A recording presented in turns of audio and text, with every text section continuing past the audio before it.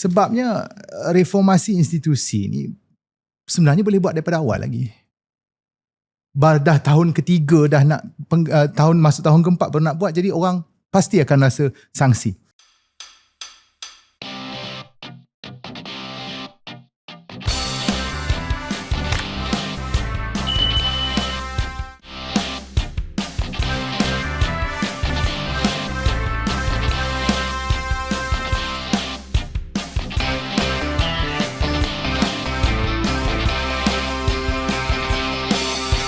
Assalamualaikum, selamat datang ke episod 184 Keluar Sekejap, iaitu episod pertama untuk 2026 bersama saya Syaril Hamdan.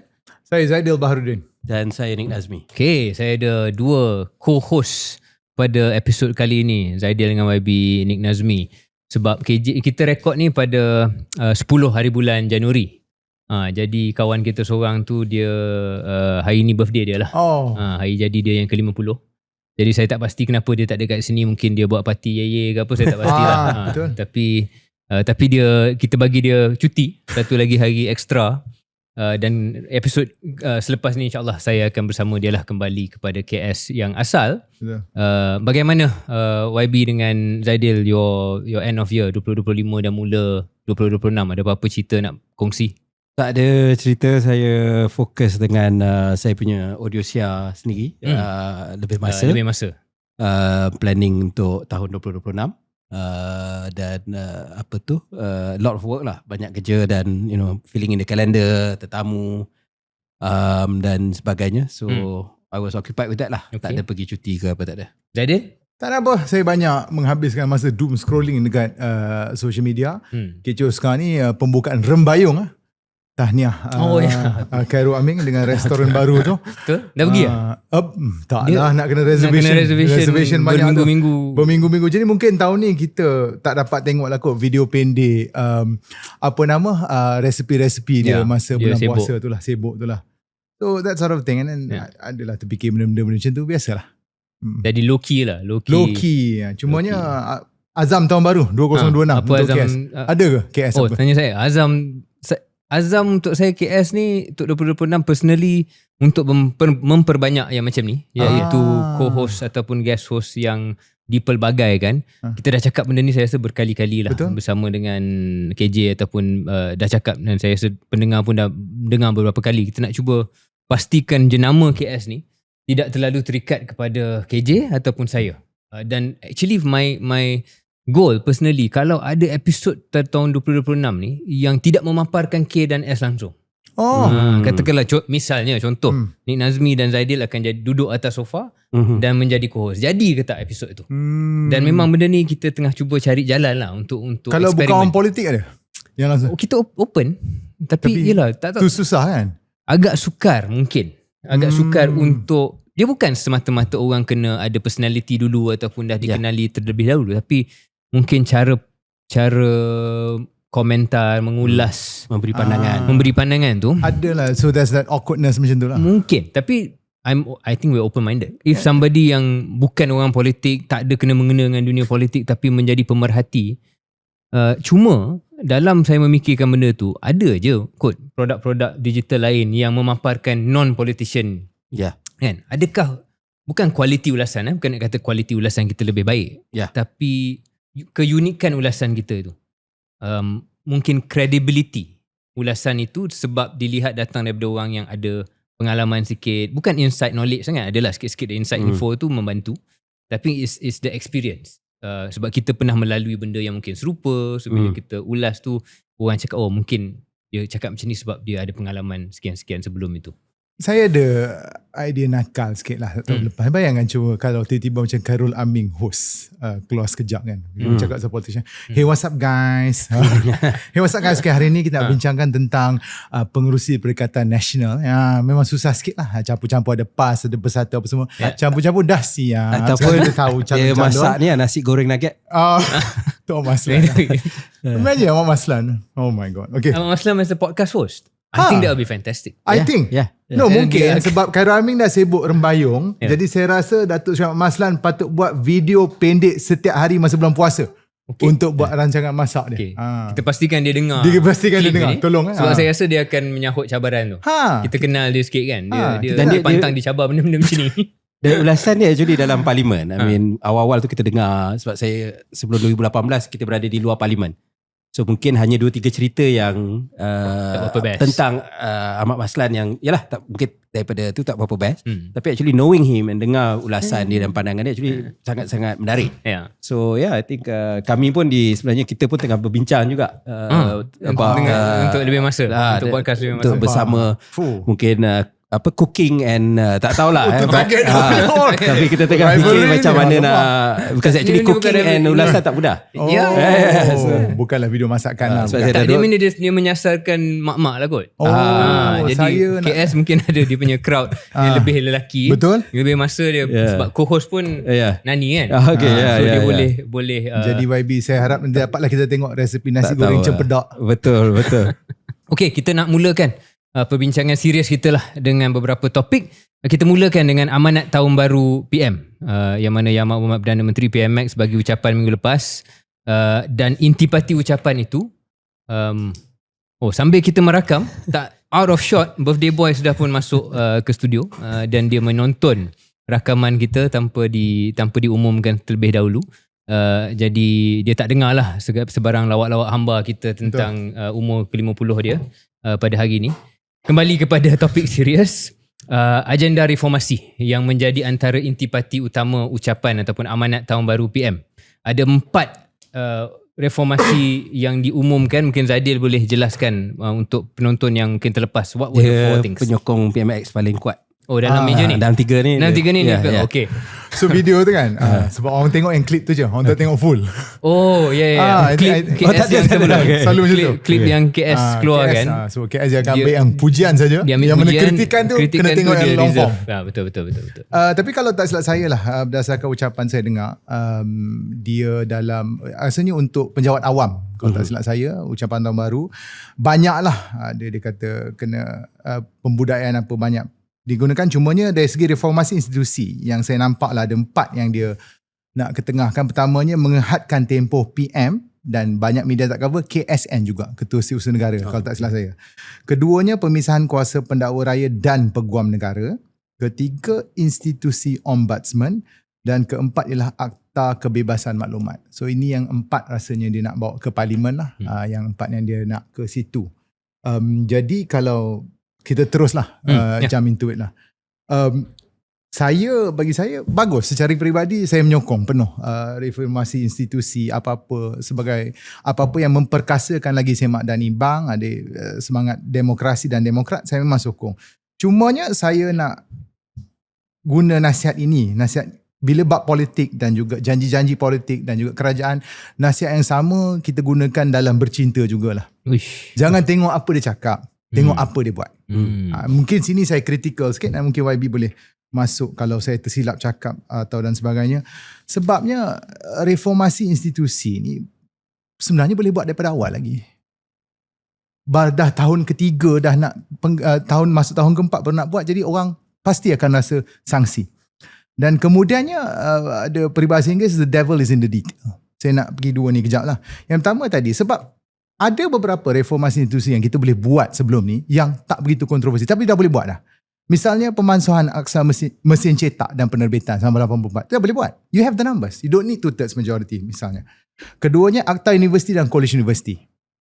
Okey lah, kalau IMA nak mansuh tu mungkin berat sikit, you can boleh diperkenalkan, penambahbaikkan, beri lebih kebebasan kepada mahasiswa dan pensyarah, peruntukan parlimen yang adil kepada pembangkang dan MP kerajaan. Ini langsung tak payah apa-apa akta. Kan? Kenapa nak kena datang bincang sampai orang kena buat kempen dengan artis lah nak dapat peruntukan di MUA misalnya. Ada hikmah lah. Ada hikmah. Tu lain lah. Tu episod lepas kita dah bincang. Tak semua boleh buat. Itulah, tak semua boleh buat. Ada yang nak, tapi seorang yang boleh buat. Ramai nak. Lepas tu contoh lagi satu, pematuhan kepada Akta Lompat Parti. Budi bicara speaker sepenuhnya. Tak juga buat. Penambahkan Sosma. Saya ingat dulu Gobind Singh debat punya marah dengan Sosma sampai pukul 3 pagi. Sekarang apa tak nak. Jadi sebab tu orang ada berasa sangsi sedikit benda-benda macam ni. Kita faham that kena ada elemen lain, ada elemen UMNO dalam tu, mereka tidak bersetuju, dan banyak mana dulu aktif di Twitter, very critical, terpaling demokrat, terpaling bersih, yang dulu hari-hari berdebat kat Twitter sekarang langsung dah tak muncul lah. Mungkin sekali-sekala dia update program ni, piknik ke apa ke, kita tak sebut nama lah, YB di Selangor tu. Cumanya kita faham that you have to cut the deal, kita perlukan satu kerajaan yang stabil. Tapi bila dah bagi jawatan, dah bagi kedudukan, dah bagi peruntukan apa semua, mestilah timbal balas. Mungkin dia orang boleh undi, okey kita mansuhkan sama jenis cetak misalnya. Kita akta hasutan, kita menambah kebaikan lagi supaya lebih demokrat. Tapi kita tak nampak. Jadi sudah tentu ada perasaan sanksi ke saya. Keduanya is the devil is in the detail. Macam dia kata, paling yang kalau orang nampak lah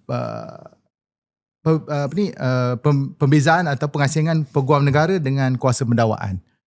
So konteks ini untuk penonton rumah ialah sebenarnya bukannya kuasa pendakwaan itu di tangan peguam negara sangat, tetapi dia dekat dengan eksekutif. Sebab PM lantik peguam negara pegang pendakwa rakyat, maka itulah dia tidak ada separation of power. Dan kita tengok macam kes 1MDB dulu, bila tiba-tiba Ghani Patail dibentikan. Jadi orang mula berasa sanksi, dan bila Pandi Ali naik, tiba-tiba dah tak ada kes 1MDB ni. Jadi sama dengan kes ini. Kalau contohnya dia asingkan kuasa daripada peguam negara, tapi diletakkan contohnya pendakwaan kes-kes rasuah terus di bawah Pesuruhjaya SPRM. Dan Pesuruhjaya SPRM tu lantikkan PM. I mean, sama je lah. Pimai-pimai tang tu lah. Another one saya suka, Ombudsman. Bagus. Maknanya ada tempat ketiga kalau kita tak puas hati dengan penguasa. Cuma saya takut Ombudsman, again, the devil's in the detail. Takut dia jadi macam, kalau tak silap saya punya note ni is EAIC. Kalau yang mana tak tahu is enforcement agency lah, untuk yang mana kalau kita ada salah laku kepada penguasa JPJ misalnya, penguasa custom atau immigration, kita puas hati, kita polis IPCC. Kita boleh buat laporan. Tapi EIC tak ada kuasa pendakwaan, tak ada kuasa tangkapan, dia hanya kuasa siasat dan recommend saja. So again, saya peribadi sokong penuh hasrat dan reformasi institusi yang dibawa oleh PMX. Saya sokong, tapi saya agak 50-50 dan saya keyakinan tu tak ada, kurang sikit, dan saya nak tengok apa bentuk akta yang nak dibawa. Macam katalah, not what he say, what he does. Dia saya ingat dia ada dua aspek lah. Pertama sekali, dia datang selepas PRN Sabah, yang mana PH hanya menang satu kerusi, iaitu PKR, dan DAP kalah semua. Dan lepas tu kita tengok pula surat daripada Guan Eng dan sebagainya. Jadi nampak seolah-olah mungkin buat kali pertama seolah-olah lah sense saya dalam penggal kerajaan Madani ni, PM bercakap secara langsung dengan pengundi PH. Sebab ini ialah orang kata bread and butter pengundi-pengundi PH, yang dekat dengan pengundi-pengundi PH. Keempat-empat reform ni ada dalam manifesto PH. Betul. I think some of it mungkin ada dalam BN, tak silap saya. Tetapi yes, benda ni orang akan cakap dekat dengan PH lah. Tetapi adakah angle lain pada Zadia tadi ialah saya merasakan setengah perkara ni bukan benda yang akan ada political difference. Mungkin C4, mungkin Bersih, mungkin beberapa NGO akan tertarik, tetapi Ombudsman dan sebagainya mungkin bagi pengundi biasa lah. Saya tengok kalau di Setiawangsa dan sebagainya, mereka mungkin tak nampak sangat adakah itu akan menentukan mereka akan undi calon PH ataupun tidak. Jadi jangan kalau saya boleh mencelah sekejap. Bukankah ini yang orang minta, reformasi dan sebagainya, lepas tu bila dia buat, tidakkah orang boleh kata dah buat, you kata bukan ini yang orang nak, jadi apa yang orang Setiawangsa nak, contoh? Saya menerima baik dari segi reform. I think this is positive. Tapi dari segi impact politik tu, sebab macam yalah, makna ni dah masuk mungkin tahun terakhir, pretty much tahun terakhir lah, sebelum menuju ke pilihan raya. Jadi saya sama ada ini cukup atau tidak untuk berpegang kepada pengundi-pengundi bandar, sama ada bukan Melayu dan juga mungkin Melayu yang progresif dan sebagainya, yang selama ini menjadi tunjang kepada PH. Itu menjadi tanda tanya lah. Tapi we can't have it both ways, right? Kalau kita kata bahawa kelemahan kekurangan Madani selama ni adalah dia tak kekal pada agenda reform. Lepas tu bila dia buat, kita kata oh ini bukan apa yang orang mahu kan. So which is which? Ataupun ada kawan kata tak cukup. Saya setuju. My point is the concern is that mungkin dia agak terlambat lah sedikit. Okay. Dan maknanya ada banyak lagi benda yang sebab saya rasa the sense di kalangan banyak pengundi PH ialah mereka seolah-olah dilupakan selama 3 tahun kerajaan Madani. Jadi okay, this is trying to win them back. So is this enough? Itu isu dia. Sebab dan kebetulan contohnya pula, okay bagus kita dengar tentang pengasingan antara pendakwa raya dengan pegawai negara dan kuasa mendakwa tu. Tetapi kemudian kita ada kes DNAA, TPM. Kebetulan waktu ni tengah berkocak pula apa soal kemungkinan muafakat nasional dan PAU nak datang dan pemuda UMNO dan sebagainya. People will make their own assessment lah. Dia akan kata benda ni berkait. Satu mereka nak akan cover mengatakan benda ni berkait. Jadi of course it highlights the importance of kita nak true reform sebagaimana yang dijanjikan oleh PM. Tapi ia akan balikkan conversation ni kenapa dia jadi macam tu. Kan? Dan orang akan buat dia punya own andaian lah sebab kes tu pun dah pergi jauh. Sebelum ni dah ada prima facie dan sebagainya. Saya tertarik dengan ulasan kedua-dua Zaidil dengan YB. Saya rasa banyak yang ulasan ni berkenaan dengan the politics of it lah, politik benda ni kan. Zaidil ada bagi sikit ulasan tentang substantif reform-reform ini ataupun perubahan pembaharuan ni. Kalau saya boleh tambah di situ, satu benda yang kita tak bincang ialah salah satu daripada 4 tu yang tak bincang mendalam adalah had tempoh menjadi Perdana Menteri selama 10 tahun. Yang ini satu reform yang atas kertas mungkin saya rasa nampak ada baik dia. Sebab isu dia, kita kena sedarlah apa sebenarnya matlamat dia. Kalau matlamatnya adalah regeneration ataupun regenerasi, perubahan generasi, peralihan generasi, supaya tak ada satu individu yang boleh pegang tampuk kuasa terlalu lama. Sama ada benda ni ketua bahagian ataupun Perdana Menteri, mungkin ini salah satu cara untuk mempercepat ataupun menjamin peralihan generasi. Okey, itu dari segi teorinya saya rasa ada asas. Tapi kalau matlamat ni adalah untuk takut orang pegang kuasa terlalu lama, kecuali Tun Mahathir, saya rasa, dan Tunku Abdul Rahman, tak ada pun Perdana Menteri dalam Malaysia ni yang lebih daripada 10 tahun. Secara natural dia akan sesuatu berlaku dalam politik yang menyebabkan individu itu akan lepas jawatan. Ataupun dalam kes tertentu macam Allahyarham Tun Razak, dia meninggal dunia dalam jawatan kan, ataupun faktor kesihatan dan sebagainya untuk PM-PM yang lain. Tapi biasanya dia akan beralih, dan baru-baru ini lepas COVID terlalu rancak peralihan Perdana Menteri. Jadi risiko untuk 10 tahun itu dari segi rekod dia tak ada pun. So in the practicality of the reform tu boleh dipersoalkan how important lah, betapa penting benda ni. Dari segi check and balance pun menjadi salah satu mungkin tujuannya bila benda ni dihadkan 10 tahun, jadi masa tidak terlalu panjang untuk memusatkan kuasa pun saya persoalkan, sebab pemusatan kuasa ni dah berlaku. Cepat je. PMX sekarang mempunyai kuasa. Sebab tu salah satu benda yang saya kadang-kadang malas mendengar adalah dia tak ada majoriti mutlak lah benda. Kalau kita yang memahami pentadbiran kerajaan akan menyedari bahawa pada saat ini pentadbiran ini PMX mempunyai pengaruh dan kuasa yang agak luas dari segi bagaimana beliau boleh, mungkin itu kemahiran dia lah, bukan kita kata benda tu tak baik ke baik ke, tapi kemahiran dia. Point saya lah, tak perlu pun tunggu beberapa tahun sebelum seseorang. It's an easy win lah dari segi tu. Dari segi optik dia, mungkin dia pun dengan usianya, it's logical untuk dia bercakap tentang untuk cakap benda tu.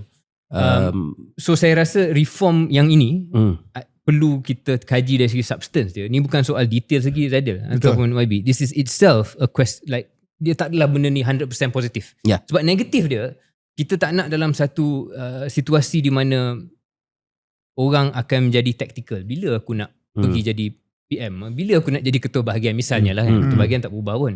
Saya rasa itu yang sebenarnya lebih penting dihadkan, sebab itu yang ada masalah dalam parti-parti tertentu. Betul. Tapi dalam kes ini pun tak adalah, katakanlah ada orang yang sangat-sangat berbakat dan dia fikir umur kita dalam 30-an ataupun 40-an nak menjadi Perdana Menteri, tapi disebabkan had 10 tahun nanti orang kata you tunggu dulu. Jadi dia ada efek yang reverse tau. Orang akan kata Jadi rasa macam Syaril bercakap pasal diri dia.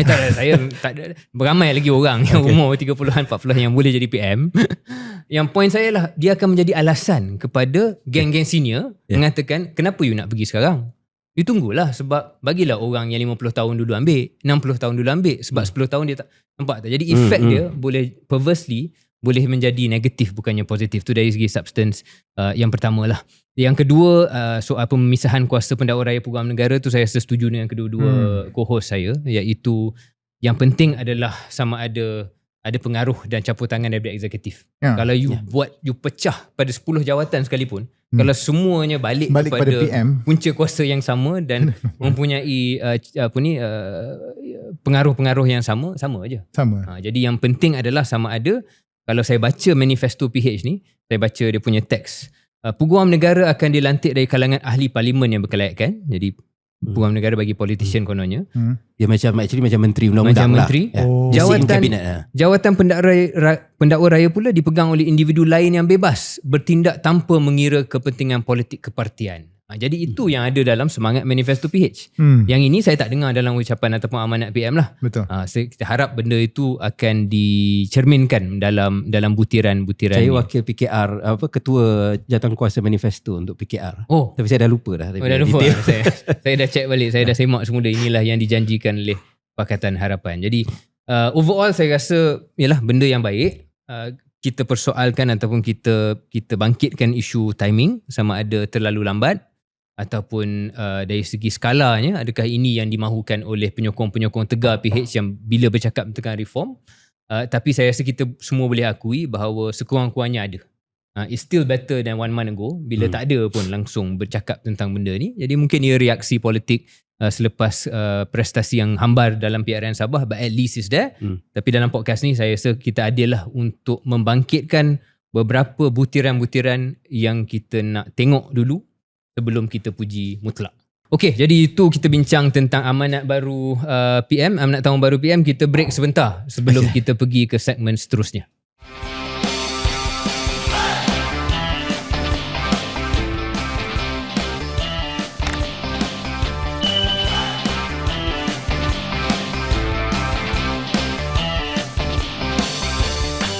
Kembali ke episod 184 KS dan kita didatangi oleh tetamu yang tak dapat menahan diri daripada komen pada birthday dia.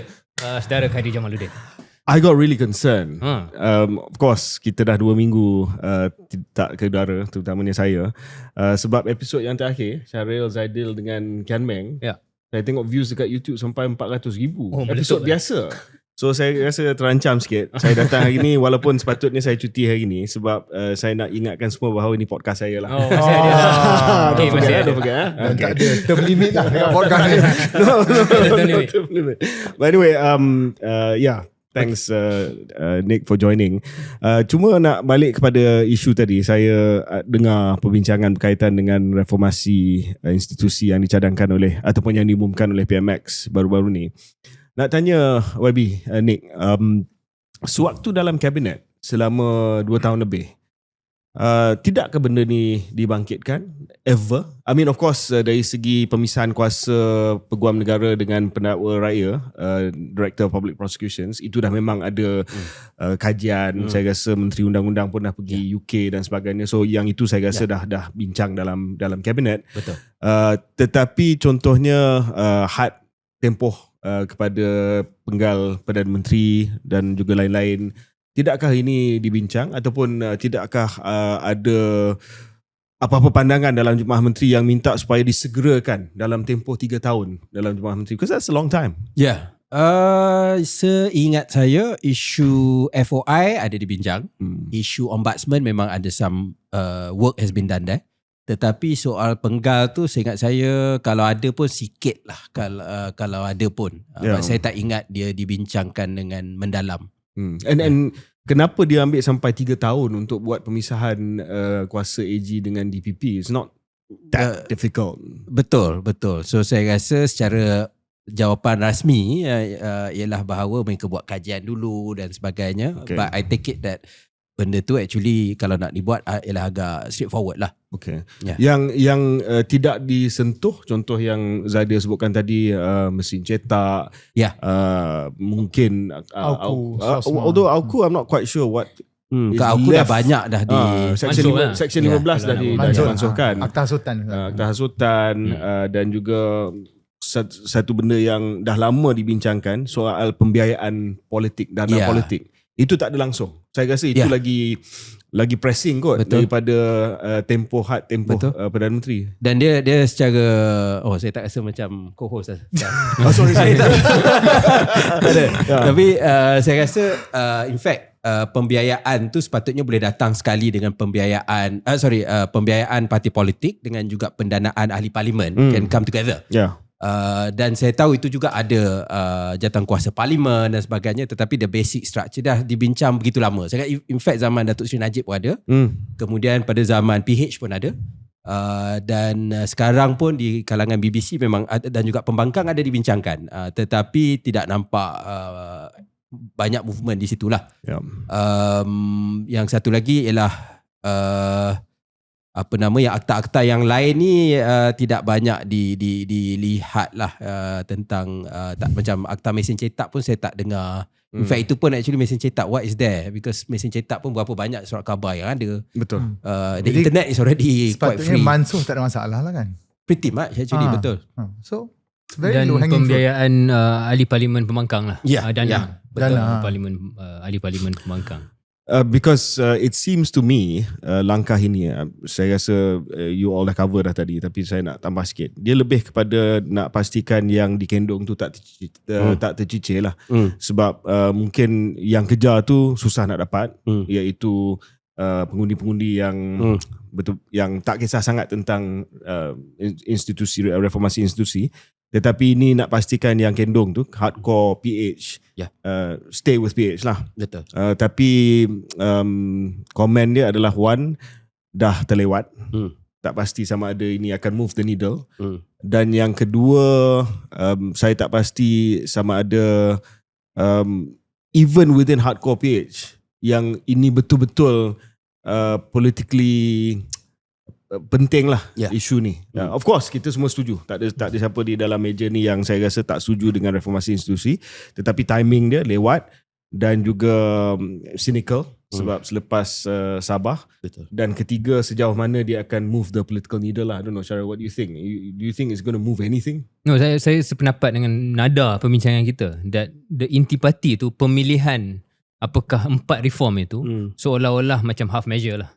So dia lebih daripada performatif, dia ada buat sedikit tapi bukan all the way, dan harapan dia adalah dengan half measure ni cukup untuk pegang, when actually yang betul-betul akan buat orang impress, yang akan orang menahan diri daripada impress adalah you bagi duit pada pembangkang, dan mungkin pendanaan politik yang betul-betul susah, yang 10 tahun ini ombudsman, FOI maybe, tapi details tak ada lagi. And balik kepada hard tempoh ataupun penggal kepada Perdana Menteri, saya setuju dengan Syaril tadi.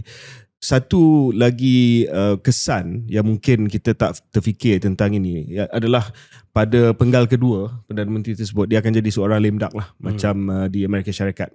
Dan kita sistem Westminster, dan dia kena dapat sokongan daripada ahli-ahli parlimen di parlimen. Dia bukan menang atas nama dia sendiri. Jadi dia, saya lebih suka kalau kita pastikan bahawa tidak ada pemusatan kuasa kepada Perdana Menteri berbanding dengan ada term limit kepada Perdana Menteri. If the Prime Minister, I remember this video that she cannot live down, which is Hannah Yeoh. She did this video saying that the Prime Minister and the Finance Minister cannot be the same person. That's better.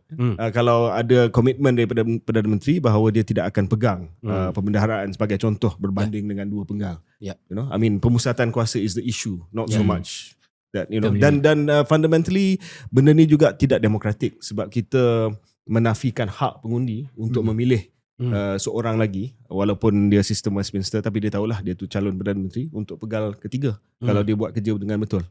Maybe tak nak tanya soalan tadi. Ni bercakap tentang diri sendiri tadi you tembak. Well, I mean, Dia nak lebih dari 10 tahun. No. Saya dah umur 50 tahun, so I'm doing the math already. I'm getting on already. Sebab cara Syahril excited tu lain macam Dia okay. Dia umur 40 tahun. Dia ada lagi, dia punya runway panjang lagi. Saya punya runway semakin. Tapi okay, wouldn't the argument being like kalau Tun Mahathir katakan maknanya dia katakanlah dia 10 tahun 81 sampai 91, dan kita ada tokoh-tokoh yang all this would have been Tun Musa, Tengku Razali, yalah mungkin PMX version awal dan sebagainya. Wouldn't that have created a more, until now kita masih lagi stuck dengan saki-baki that generasi tim wawasan dan 80-an. Tapi pandangan saya macam Syaril kata tadi lah, that was an aberration lah. Itu sesuatu yang agak luar biasa. Perdana Menteri lain kecuali Tun Mahathir dan awalnya almarhum Tengku, dia tidak lebih daripada 10 tahun. So ada natural process of attrition for prime ministers. Dan I mean walaupun semua tahu pandangan saya tentang Tun Mahathir, and I'm surprised I'm going to say this, if there was a term limit, dia tidak akan dapat achieve apa yang dia achieve pada tahun 90-an, which was really the rapid industrialization. Of course ada pro dan con, tetapi that's really when, after he disposed of Musa and Razali and consolidated power dalam UMNO, dia betul-betul ada political capital untuk buat apa yang dia boleh buat sehingga tahun 2003. Dan actually kalau kita nak pergilah term limit yang lama sangat, I think the core criticism, kritikan utama tentang zaman Tun Mahathir ialah pemusatan kuasa. Wujudnya keadilan tu ialah isu pemusatan kuasa. Perkataan reformasi tu ialah isu pemusatan kuasa. So baguslah ada term limit kot bagi saya. Cumanya tu yang kita bincang tadi, nak asingkan kuasa eksekutif tu. Dia rumusannya pemusatan kuasa masalah. Betul. Adakah dengan reform-reform ini sebenarnya menyelesaikan masalah? Tak pun. Sebenarnya ada cara lain untuk perbetulkan masalah. Ya mungkin yalah pandangan peribadi saya, kalau kita tengok Mandela kan, dia one term president. Yang kita tahu he could have been re-elected had he wanted lah, dengan dia punya political capital tu. Tetapi katakanlah Datuk Seri Anwar dengan dia punya jalan jauh untuk untuk jadi PM ni, tiba-tiba dia announce this is my only term as PM and I'm going to do A, B, C, D, E. Apa jadi pun jadilah. I mean that would have been really a wow moment lah di awal penggal. Kan? Ada satu pandangan yang saya sentiasa dengar dalam UMNO dululah, yang mengatakan bahawa ini nasihat yang diberikan oleh orang lama dalam UMNO. Once you are Prime Minister, make sure you are powerful. Otherwise you are bloody fool. So ini the thinking. I think dalam fikiran pun bila dah dapat kuasa, itu pemikiran dia. Bila kita dah baru jadi seorang PM. Bila dah jadi Perdana Menteri, make sure you are powerful. Tetapi apa yang kita nak melihat, dan ini mungkin kita nak bincang dalam 5 minit lah. Tadi Zaidal sebut the details, macam mana kita nak laksanakannya. The Prime Minister should not be able to even speak to in his office the Attorney General. Attorney General can report, of course, as legal advisor to government, yes, but cannot instruct. Cannot instruct the Director of Public Prosecutions. Cannot instruct the Chief Commissioner of the SPRM, MECC. In the same way, the Prime Minister cannot even be seen to instruct the Chief Justice. Itu saya rasa tidak ada Perdana Menteri sekarang lah yang berani panggil CJ untuk bagi arahan. Tapi untuk jawatan lain pun, it should be the same. You should not be able to instruct. Dan kalau ada gambar pun yang mana salah seorang daripada pegawai-pegawai yang penting ni pergi ke pejabat Perdana Menteri, it should be scrutinized. What were you doing there? Apa topik perbincangan dalam parlimen, kena tanya apa yang berlaku di situ. In the same way that kalau Chief Justice jumpa dengan Perdana Menteri, Ketua Hakim Negara, orang kena tanya kenapa jumpa, unless it's a courtesy call lah. Bila dia baru dilantik dan sebagainya, jumpa tak ada masalah. Even siasatan SPRM kan, orang boleh trace siasatan SPRM tu dengan apa yang berlaku di arena politik. Betul. Contohnya mantan Menteri UMNO yang pernah jaga wilayah persekutuan sedang disiasat. Dia timing tu is always very convenient lah. Dan dia jadi persoalan disebabkan apa yang KJ jelaskan tadilah, iaitu tidak pernah ada betul-betul komitmen dalam mana-mana pentadbiran pun untuk memisahkan ataupun mengurangkan pemusatan kuasa PM untuk mengarahkan mana-mana. But you know what, Syaril, sebab itu datang daripada pushback daripada parti sendiri. Imagine dalam UMNO kalau kita buat kalau kita buat, dia akan bawa ke dalam Perhimpunan Agung kata, AG kena orang kita. Contoh, AG kena orang kita. Kan? Otherwise you are bloody fool because you're not powerful. So saya rasa benda yang sama dah mula ada bisikan di PKR. Kita dah ada kuasa, kena control lah semua. Dan ini point yang mungkin KJ nak bangkitkan, sebab saya boleh bayangkan KJ orang akan cakap dulu you dalam UMNO tak ada punya perjuang kan. Maybe that's the point, because we were not from PH. Tapi geng PH ni yang sebenar-benarnya kata memakai identiti dan jenama reformasi tu, perlu ingat kepada asas reformasi adalah mengurangkan pemusatan kuasa. Dan all these other reform yang nampak cantik atas permukaan itu perlu scrutinize untuk tengok adakah ini just performative or more performative. But having said that, saya just last point, pengalaman dulu zaman almarhum Pak Lah, walaupun mungkin undang-undang tidak dipinda, but he was very careful dengan siapa dia jumpa. I remember satu tahun tu ada majlis berbuka puasa iftar di kediaman rasmi Perdana Menteri, dan dia nak jemput hakim, and he was very careful how it took place. You know, all the senior judges were there, Federal Court, Court of Appeals, dan juga the senior High Court judges. Tetapi dia sangat-sangat sensitif dengan optik tersebut. Itu satu. Yang kedua, of course, isu ataupun pembebasan Datuk Seri Anwar. Banyak tekanan daripada luar untuk Pak Lah pada masa tu, saya boleh cakap, untuk campur tangan. Never once even thought about lifting the phone to the Chief Justice. So I think kalau orang kata dalam UMNO tak pernah ada, pernah ada usaha dan pernah ada tokoh yang memang looked at those lines as red lines. Tetapi how do we institutionalize untuk memastikan bahawa in the future, yalah, zaman kita nanti, mungkin zaman Nick nanti, that you do not instruct the public prosecutor to prosecute me. Zaman Syarif. Kita satu lagi benda yang kita tak bincang tadi tentang reform mungkin secara ringkas adalah penangguhan e-invoice. Ni tak nak cakap terlalu panjang lah, tapi saya rasa satu lagi mungkin reaksi kepada PRN Sabah, dan dilihat cara orang tafsir adalah benda ni lebih mesra kepada perniagaan, lebih mesra pada business owner, kod lebih mesra pada kaum tertentu lah, dan itu yang dibangkitkan. Pada saya tak patut sebenarnya, walaupun kita dalam keluar sekejap pun syarikat juga kan? Jadi dia memudahkan lah kalau kita tak payah buat invoice sekarang. Tapi in reality kita semua orang tahu invoice ni bagus sebab dia tambah ketelusan. Yang terbaik adalah GST. Okay fine, tak nak buat GST. E-invoice ni matlamatnya mencapai sebarang, menutup sebarang ruang untuk orang tak bayar cukai.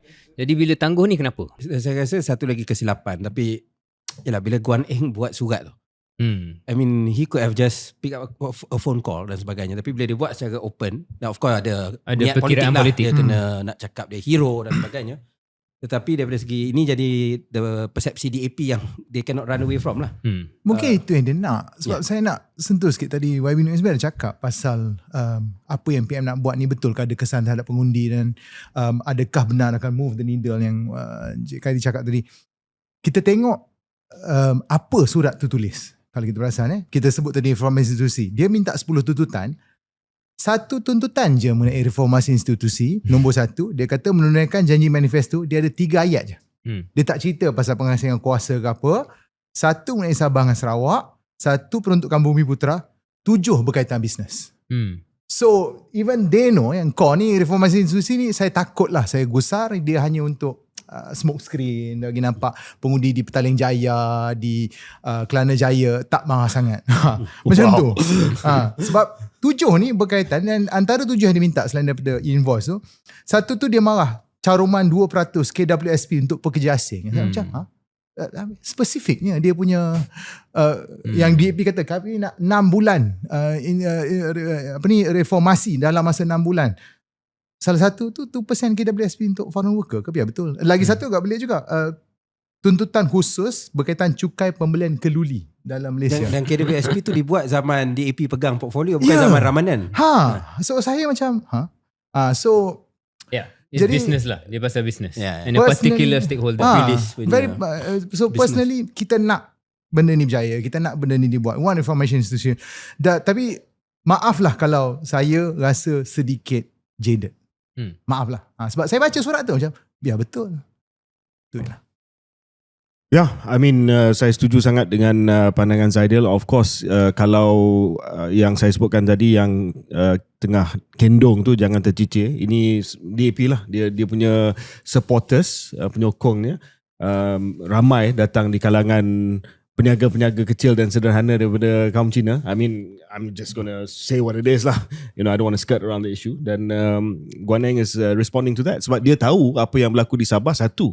Dan kedua, kalau dia ambil sentiment analysis dekat Semenanjung pun, saya rasa walaupun saya berpendirian bahawa pengundi Cina akan tetap sokong DAP, tetapi dia turun daripada puncak peak support of the last 10-15 years.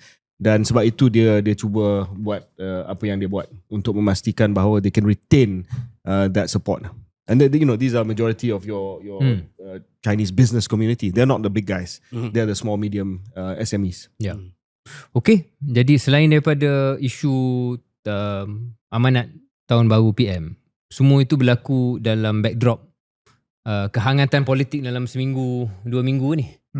Khususnya selepas konvensyen khas Pergerakan Pemuda UMNO Malaysia yang mula memberikan bayangan bahawa ada tekanan untuk keluar. Your time tak ada convention khas?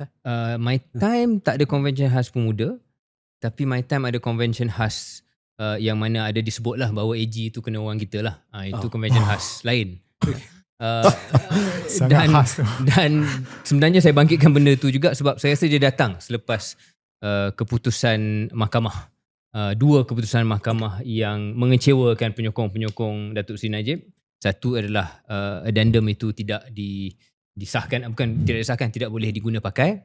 Dan keduanya adalah sabit bersalah lah dalam kes 1MDB. Jadi itu membawa kepada apa yang berlaku pada 3 Januari, Konvensyen Khas Pemuda ni. Jadi kita nak rangkumkan lah. Saya rasa itu yang kita nak bincang tentang kestabilan kerajaan madani dan sama ada UMNO serius dalam nak fikir tentang keluar kerajaan, ataupun contohnya Dr. Akmal, Ketua Pemuda UMNO, serius dalam nak letak jawatan dan sebagainya, dan sebarang perpecahan yang mungkin ada dalam parti UMNO dan juga dalam kerajaan perpaduan secara keseluruhannya. Mungkin saya ada banyak komen, tapi mungkin nak tanya Nick dulu, YB Nick dulu, tentang bacaan YB sebagai orang yang bukan daripada UMNO, bukan daripada grup tersebut. Apa bacaan tentang keseriusan 2 perkara ini? Saya rasa pimpinan UMNO pun dah bagi signal yang agak jelas bahawa mereka will stay on dengan kerajaan perpaduan, sebab satu kestabilan, but the fact of being dapat pegang, orang kata butang-butang kuasa ni, apa pun orang kata kena cemuh ke kena apa ke, sangat-sangat selesa lah. Saya sekarang dah tak pegang butang tu, kita boleh rasa kan. Jadi itu saya rasa agak real. Tapi pada masa yang sama saya juga tahu bahawa Dr. Akmal dapat tag satu sentimen yang juga sangat kuat di dalam UMNO yang mungkin tidak berapa selesa dengan kerajaan perpaduan, dengan PH, dengan DAP lah khususnya, dan juga bila berlaku kes-kes seperti kes mahkamah, keputusan mahkamah dan lain-lain lagi. Jadi dia akan ada tension tersebut. Cuma bagi saya, kalau kita tengok lah, at the end of the day, bila PAS dengan UMNO duduk sekali ni, dia tak bunyi dari segi bunyi dia menarik. Tetapi satu lagi ada bersatu lah. Itu pula kita pun tak tahu, bersatu pun dalam kemelut yang tersendiri. Tetapi semua you are going after the same market. Dan itu merupakan antara cabaran yang ada pada kalau nak merealisasikan this muafakat nasional atau UMNO keluar kerajaan lah. Saya tengok, kita tengoklah sebenar-benarnya apa yang disebut dalam Konvensyen Pemuda UMNO itu. Satu ialah menuntut agar UMNO menarik diri menjadi pembangkang secara bermaruah. Jadi bukan untuk buat kerajaan baru, bukan untuk jatuhkan kerajaan ini, tapi keluar jadi sebagai pembangkang. Kemudian caranya adalah untuk kembalikan muafakat nasional lah, ataupun apa-apa jenama dia, cadangan penyatuan UMNO dan PAS tersebut. Reaksi Presiden UMNO seperti mana YB Nick sebut tadi, dia menzahirkan komitmen terhadap kerajaan perpaduan dan tidak menyokonglah semangat muafakat nasional 2.0 ni sebab prinsip dia tidak mahu dipatuk ular kali kedua. Jadi Datuk Zahid dengan PAS ni sekurang-kurangnya bawah kepimpinan PAS yang sudah ada nampak jelas tidak selesa lah untuk sebarang penyatuan semula itu. Dulu-dulu zaman Tok Guru Nik Aziz orang PAS cakap macam tu pasal UMNO. Ya. Tak nak dipatuk ular. Oh maknanya sebab zaman BN dulu lah. Zaman 70-an dulu. Jadi sekarang ni reverse pula, orang UMNO pula, pemimpin UMNO, pembesar UMNO yang tidak selesa dengan kembali kepada PAS tersebut. Cuma saya nak cakap beberapa perkara tentang soal politik ini. Pertama saya fikir saya yakin bahawa UMNO tidak akan keluar kalau bacaan sekarang ni. Sebab pemusatan kuasa kita cakap tentang PM tadi. Pemusatan kuasa terhadap Presiden UMNO mungkin lebih besar dan lebih serius daripada pemusatan kuasa PM. Dalam konteks UMNO lah, dalam konteks UMNO. Sekurang-kurangnya dalam kerajaan, dalam politik nasional, mengkritik ataupun memberi pandangan kontra terhadap seorang Perdana Menteri itu boleh lah. Wan Ing boleh keluar statement macam tu. Hassan Karim boleh keluarkan statement tentu. Ada cost politik dia and you will pay the price. Rafizi and you guys got out and all of that. Adalah. Tetapi dalam konteks Parti UMNO, pemusatan kuasa terhadap Presiden itu memang sangat-sangat mutlak. Jadi bila saya baca desas-desus kabar angin sama ada tepat atau tidak ataupun outdated maklumat itu, kita juga membaca bahawa dalam grup WhatsApp kononnya pemuda UMNO yang mana ditanya bahagian mana yang menyokong usul ataupun cadangan Dr. Akmal Ketua Pemuda UMNO Malaysia ni untuk keluar daripada kerajaan, tak majoriti pun. 51 je rasanya. Katanya 51, mungkin dengan masa dia tambah sikit. Tapi even that tells a story. Kalau dalam masa 24-48 jam pertama, Ketua Pemuda UMNO Malaysia tak boleh dapat majoriti yang menyokong dia untuk buat satu, apakah isyarat itu? Salah satu, kalau you cakap nak kata Akmal tak kuat, itu salah satu cara untuk baca. Tapi saya rasa bacaan yang lebih tepat bukannya Akmal tak kuat ataupun naik Ketua Pemuda Malaysia iaitu Saudara Hairi yang tak ramai orang kat Malaysia tahu pun dia naik Ketua Pemuda Malaysia kuat. Saya rasa bukan bacaan itu sebenarnya. Bacaan kedua iaitu bukan sahaja Akmal kuat ke tak kuat, tapi Presiden itu, institusi Presiden itu dan Zahid sendiri telah menormalisasi satu senario di mana walaupun you adalah pemuda UMNO bahagian yang mungkin tak pernah jumpa pun Zahid ataupun jumpa sikit je, tak ada relationship pun, tapi the fear factor, ketakutan untuk buat benda yang berbeza daripada pendapat ataupun posisi Presiden. Lah. I mean you're holding federal power. But you are sharing. Tapi you are pemuda UMNO bahagian tau. You tak ada apa pun sebenarnya. Tapi budaya adalah jangan lawan bos. Dan bos you bukan Ketua Pemuda Malaysia. Akhirnya. Your actual boss, your ultimate boss adalah Presiden UMNO. Dan Datuk Zahid mempunyai jentera dan kerangka untuk pastikan message tu sampai. Melalui cara-cara tertentu. And I think kalau benar, dalam masa 1-2 hari pertama Akmal tak boleh dapat majoriti, sebab nak kata apa, mula letak dalam WhatsApp je. Saya sokong. Bukan you kena buat apa pun. Buat poll, undi. Kalau itu benar, that tells you a story bahawa pemusatan kuasa dalam institusi Presiden tu sangat kuat. Dan anyway, dalam cerita kita ni, membuatkan saya rasa what he says goes lah. Maknanya kalau Datuk Zahid dah jelas, kita akan bersama dengan Madani, saya rasa risiko untuk kejatuhan kerajaan ataupun UMNO keluar itu sangat kecil lah. Apa kata kita dengan pandangan mantan Ketua Pemuda UMNO? Betul ke? Okay. Institusi kepresidenan ni ada tekanannya tersendiri. Tak, memang lah. Menjadi bukti. I mean, of course, saya rasa benda ni bukan zaman Datuk Seri Zahid saja. Saya rasa kalau kita tengok perlembagaan UMNO, kalau kita tengok peraturan mesyuarat UMNO, terutamanya UMNO barulah yang wujud selepas tahun 1987, memang ada banyak pemusatan kuasa kepada Presiden. By design. And this was Tun Mahathir punya time. By design. Supaya tidak ada sesiapa yang mencabar dia. Sebab pada waktu itu dia tak nak melihat UMNO berpecah seperti mana yang berlaku pada tahun 1987, diharamkan dan ditubuhkan Pertubuhan Kebangsaan Melayu Bersatu baru pada tahun 1988. So by design, of course, the institution of the president was strong because Mahathir didn't want 1987 to repeat all over again. Jadi saya rasa tidak adil untuk kita kata ini hanya di zaman Zahid saja. I mean, I'm being quite objective here lah. Dia memang the constitution vests a lot of powers into the presidency of UMNO. Saya tak pasti dalam PKR dia punya perlembagaan macam mana. Tetapi presidency dan juga MT boleh override banyak benda. Dan boleh memberi direction kepada Perhimpunan Agong, which is actually should be the highest body. Tetapi ada banyak cara lah untuk Presiden dan juga untuk Majlis Tinggi menentukan hala tuju Perhimpunan Agong yang akan berlangsung pada minggu depan. So saya rasa apa yang dibuat oleh pemuda tu, saya tak nak menafikan niat Akmal. Saya rasa dia betul-betul pegang kepada pendirian tersebut. Tetapi saya rasa ada usaha untuk membenarkan convention itu berlaku sebab it's also a release valve, right? Ramai dalam UMNO tak berpuas hati dengan kedudukan pada hari ini. Sama ada tak puas hati bersama dengan PH, tak berpuas hati dengan apa yang berlaku kepada Datuk Seri Najib. So it's a release valve. So daripada benda ni kita tak nampak orang benda ni jadi betul-betul panas dekat bawah dan tiba-tiba meletup, dia bagi meletup, lepas tu dia tutup. Habis. Okay, you've had your say. End of story. That's it. Move on. Dan saya percaya minggu depan pada Perhimpunan Agong, pemuda will do again second round, tetapi dia akan pada Perhimpunan Agong induk, dia akan pembahas-pembahas semua akan bantai balik pemuda lah, dan dia akan go back to its equilibrium. We've seen this story many times. So itu berkenaan dengan apa yang telah pun berlaku. Saya nak just sentuh tentang what do we do with PAS, and this is very important. Bagi saya, parti yang paling kuat dalam Malaysia sekarang ni adalah Parti Islam Malaysia.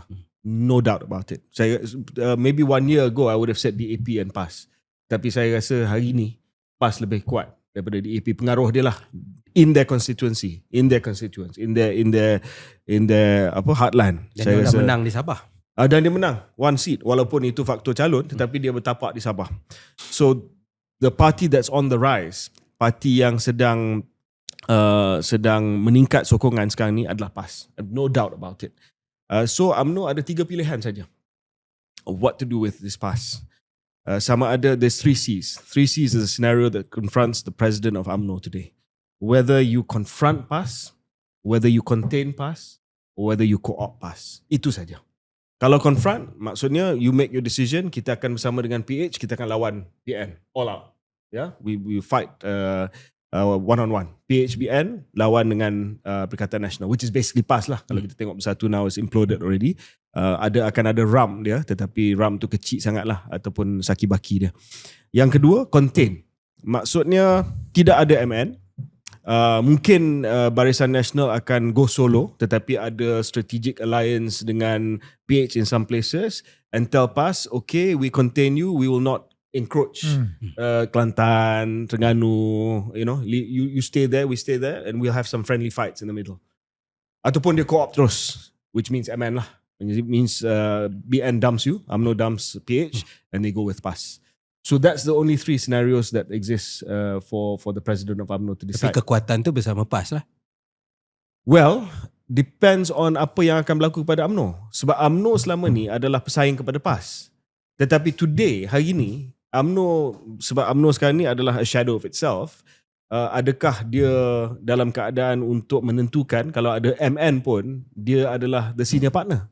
PAS akan turn around, hang on a second, how many seats do you have in parliament? So saya rasa keputusan strategik yang besar yang perlu dibuat oleh UMNO adalah 3 ni, co-op, confront or contain. Dalam kerangka yang KJ gariskan tadi tu, co-op, confront dengan contain, saya nak bangkitkan 2 paradox KJ. There's 2 paradoxes here, one about PAS, one about UMNO. Okay, KJ katakan bahawa PAS adalah parti yang paling kuat. Saya rasa kita semua setuju dari segi kestabilan dia. Tapi the paradox of PAS ialah dia ada ceiling. And nampak macam ada low ceiling. Iaitu dia ada 40-50 kursi, itulah. Selagi dia tak mengubah cara, dan mungkin dia tak nak ubah cara sebab dia Puritan dan kita hormat cara PAS tersebut. Tapi dia takkan boleh dapat lebih daripada itu. Jadi dia sentiasa perlu berpakat dengan orang lain. Saya rasa mungkin itu yang off-air Zadi ada sebut, Rafizi ada sebut something like that lah. Something like that. So I think that's a paradox of PAS. The paradox of UMNO pula KJ lah, walaupun dari segi track record menurun tahap sokongan, jumlah kursi menurun, jumlah undi menurun, tetapi kemampuan UMNO untuk manuver dan menjadi sebahagian daripada pakatan politik yang berkuasa semakin meningkat. ataupun kekal pada tahap yang tinggi. So that's the two paradox of these two Malay Muslim parties. Yeah. Because ultimately dalam Malaysia ni akan ada sentiasa satu soalan, how do you solve the Malay question? Jadi dalam konteks PMX, dia jawab soalan how do you solve the Malay question tu dengan co-op UMNO masuk dalam parti dia. Jadi saya rasa kalau nak fikir begitu, mungkin 3 option yang ada pada Presiden UMNO ataupun institusi UMNO itu seperti mana KJ gariskan, disebabkan UMNO dah ada kepakaran untuk overachieve dari segi kuasa politik berbanding dengan sokongan politik, mungkin the contain option and optionality itu adalah yang terbaik untuk seorang memikir dari strategi UMNO lah. Iaitu we will always be in the picture because we are the Malay party that the PH will have to co-op because they need to solve the Malay question. Jadi busuk-busuk UMNO ada 10-15 kursi pun ada story for UMNO to be part of government. Jadi di situ ada. Tetapi pada masa yang sama, kalaulah selepas hang parlimen besok mempunyai option tertentu untuk bersama bukan dengan PH, UMNO is still in the picture.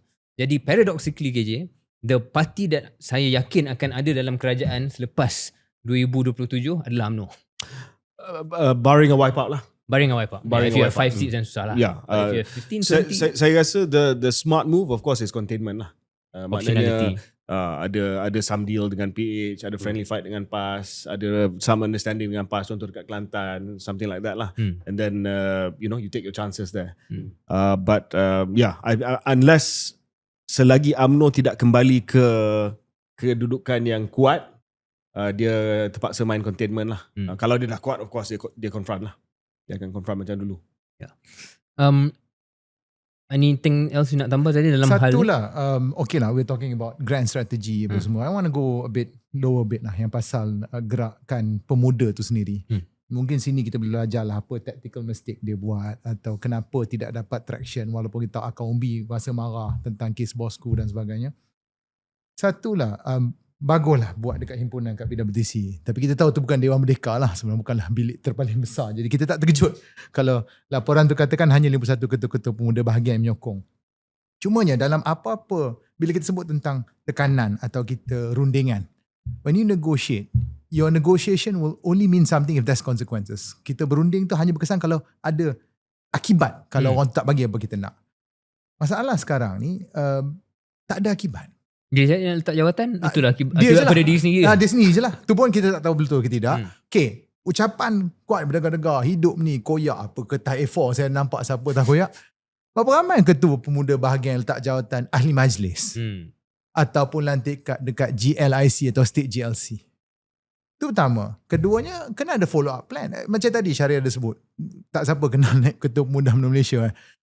Saya pun tak nampak kenyataan dia. Dia sebenarnya sokong ke tidak keluar ke badan ni. Kalau read between the lines, dia diam sebab apa? Jadi daripada awal orang tak nampak. So macam mana benda ni nak ada kesan? How do you want to have a snowballing effect kalau you tak ada ni? Keduanya, the second plan. Okay, saya duk tengok lah dekat video TikTok apa sekarang. They like using TikTok sekarang ni lah. Lepas Akmal buat ucapan mendegar, feel good factor tinggi ni berani apa semua, mula keluar video-video daripada UMNO ataupun jurucakap UMNO daripada Kelantan, Kedah. Banyak. So follow up plan, okay, kita keluar, kita buat mufakat nasional. Apa jadi dengan UMNO Perlis, UMNO Kedah, UMNO Terengganu, UMNO Kelantan? Terengganu semua PAS punya. Adakah sekarang ni kita bubar je UMNO Terengganu? So pun kan ada follow up plan kalau kita nak yakin korang. Jadi okey lah, mungkin boleh mengatakan bahawa ini mungkin Syed Hamidi tekan dan pegang semua ketua-ketua pemuda bahagian, atau mungkin setengah orang dia tidak ada hasrat berani untuk menjadi pembangkang, tak lepaskan kuasa. Tapi practicality nak masuk mufakat nasional tu.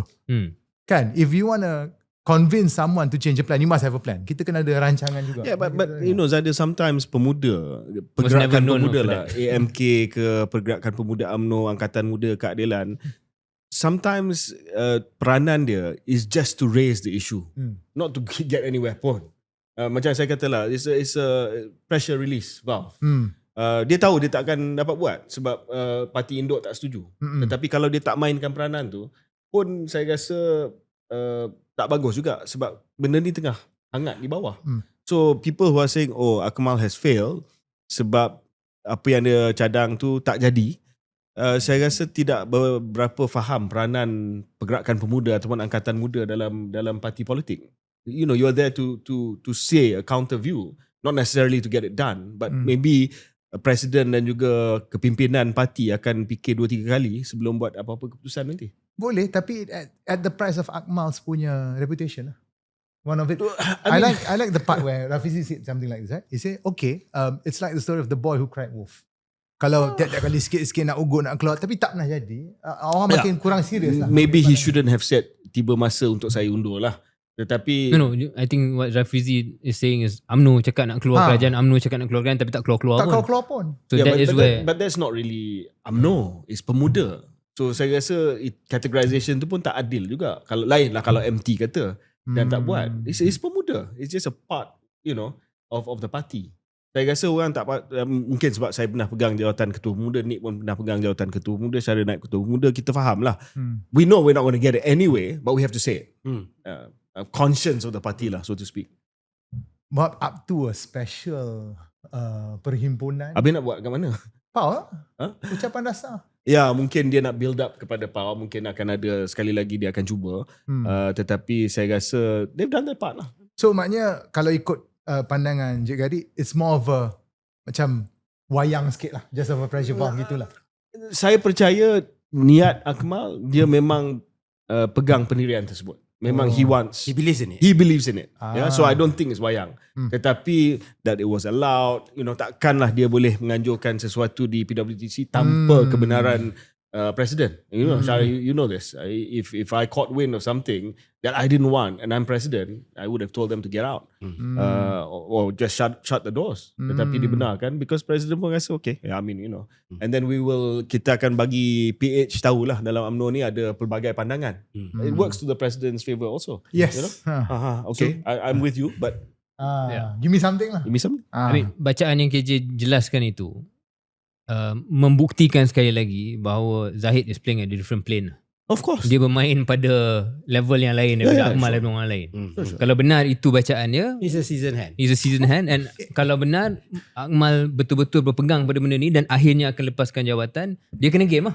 Zahid dapat bawa UMNO ke tahap ni dengan 26 kerusi. I mean, so credit to him. I mean, whatever how he Kita dah did. cakap banyak kali. AMK pernah buat macam ni? This pressure valve release. Adalah kita kena you have to. I mean, when you are pemuda, you have to be the conscious. You kena lebih kiri dari kiri. Saya ada sedikit boleh bayangkan sebahagian pendengar kita yang bukan seasoned politician akan frustrated dengan discussion ni. Sebab dia akan rasa macam bukankah peranan orang muda dalam mana-mana institusi parti politik bukan semata-mata untuk menjadi sebahagian daripada permainan senior untuk mementaskan sesuatu pressure valve dan sebagainya. You're supposed to achieve something real. Tapi I guess ini antara practicality dan reality politik lah bersama dalam politik Malaysia ni. Dan bercakap tentang reality dan practicality dan persepsi. Kita tak boleh lari daripada tadi kita cakap tentang kes Mahkamah Datuk Seri Najib yang sudah tentu mengecewakan UMNO. Satu lagi kes mahkamah ataupun kes yang berkaitan dengan kes mahkamah adalah keputusan dan pengumuman daripada pejabat peguam negara bahawa dalam kes Datuk Seri Zahid ia bukan hanya DNAA discharge NFA. not amounting to acquittal yang bacaannya maknanya boleh charge semula. Ia sekarang ni dah disebut secara lebih terang NFA lah, no further action. Dan peguam Datuk Seri Zahid pun dah minta lebih daripada itu, iaitu just discharge amounting to acquittal, bermaksud memang tak boleh charge balik, tak boleh buka balik kes ini. Dan tadi YB ni pun dah bangkitkan persepsi bahawa ini ada kena-mengena dengan kenyataan Datuk Zahid bahawa okay, kita akan bersama dengan Madani. Saya nak ulas sebenarnya lebih kepada reaksi yang datang daripada PH, daripada pemimpin-pemimpin DAP khususnya, yang mula mempersoalkan lah, dia keluarkan kenyataan bahawa tak puas hati dan sebagainya. AG patut jelaskan kenapa bagi NFA dan sebagainya. Macam Rafizi ahli biasa. Rafizi kata Rafizi ahli biasa lah, dia bukan pemimpin. oh okay. Rafizi memang ada bangkitkan benda ni Ada lah. sikit lah semalam. Okay. Saya lebih kepada yang dalam kerajaan. Sebab bagi saya benda ni agak kelakar kenapa sekarang baru pemimpin besar PH nak bangkitkan. Sebab pada tahun 2023 di mana keputusan DNAA itu dah dikeluarkan, dengan hari ni sama je kot. Bukannya dengan NFA ni ada perubahan substantif yang terlalu besar, melainkan pemimpin PH nak katakan sebenarnya hasrat kami adalah untuk charge semula Datuk Zahid. selama 2 tahun daripada 23 sampai hari ni, 2 tahun lebih, dia senyap je. Dan mereka selesa bersama dengan kerajaan UMNO ataupun kerajaan bersama dengan UMNO. Bila keluar NFA ni, barulah nak membangkitkan, mempersoalkan seolah-olah benda ni adalah satu benda yang mengecewakan mereka. Tapi DNA dulu dia bising kejap, benda proceed seperti biasa. Jadi saya rasa dalam konteks kita bincang tadi, pementasan ataupun bahasa yang kasar sikit, wayang, saya nampak statement-statement daripada pemimpin besar PH ni pun agak mirip terhadap ke arah itulah. Tidak pun akan buat apa-apa. Siapa saya tahu Ram Karpal. Betul. Kapal. Siapa pemain besar? Saya tahu Ram Kapal je. Ram Kapal saja yang keluarkan statement ni. I think there were a few You ada squad minor itu yang lah. macam Hanifah, dia former Former. deputy law minister. Cuma itulah macam contoh pandangan saya. Contoh macam yalah saya, Rafizi, Ram Karpal, we were part of government. Kalau 2023. So of course ada rasa yang saya sebut itu. Tak ada. Tak, maksudnya as part of government. Kalau you cannot, kita tak boleh lah nak cakap tentang Betul. macam ni. Okay, so now Ram Karpal is a backbencher. Rafizi backbencher. Saya pun sama walaupun saya tak ada komen lagi. Tapi tu satu. Tapi kedua is partly the political pressure lah. Bila melihatkan keputusan di Sabah dan bahawa perasaan bahawa pengundi tegar PH ni dah mula, mungkin mereka takkan undi PAS. Saya rasa tak ramai akan undi PAS. Tetapi paling ni dia akan duduk rumah lah. Mungkin akan tak tahulah muda tak calon, mungkin orang letak kat muda or whoever, tetapi otherwise dia duduk rumah.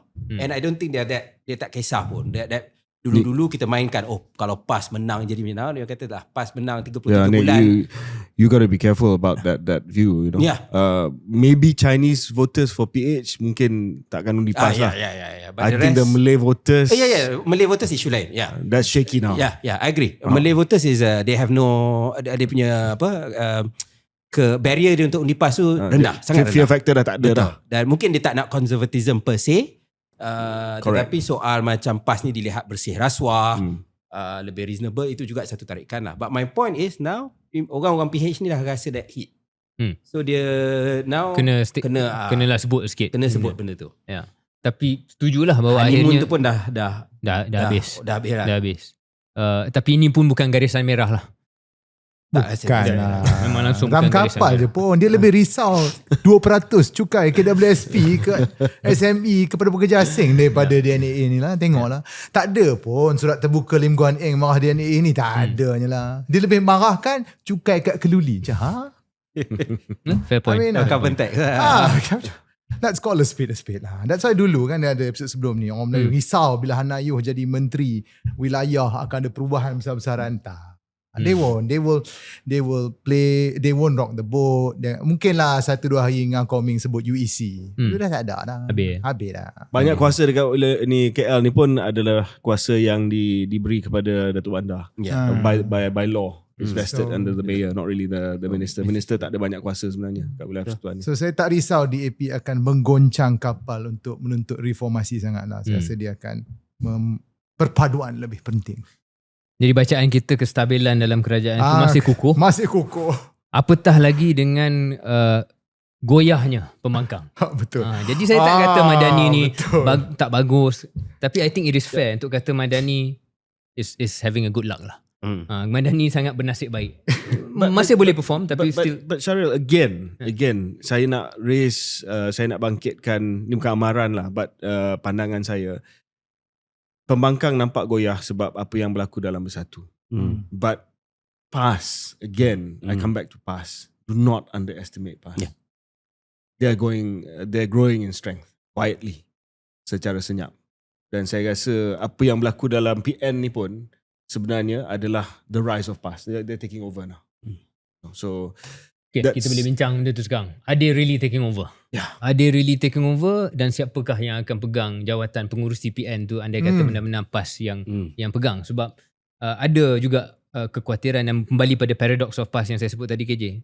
It looks like they're strong, tapi adakah ada bila diberi peluang seperti ini maka muncul sebarang kelemahan tertentu lah di mana dia tak boleh decide. Adakah Presiden PAS paling sesuai jadi pengurus CPN ataupun orang lain macam Dr. Sam? And that's the itu keputusan yang paling sukar untuk PAS buat sekarang ni. Dan dia nak jawatan itu. Dia rasa Bersatu dah tak ada kestabilan dalaman untuk memimpin Perikatan Nasional. Dia pun dah cakap dia nak. Cuma sekarang ni adalah keputusan yang paling strategik yang PAS akan buat dalam tempoh masa ni. Siapa?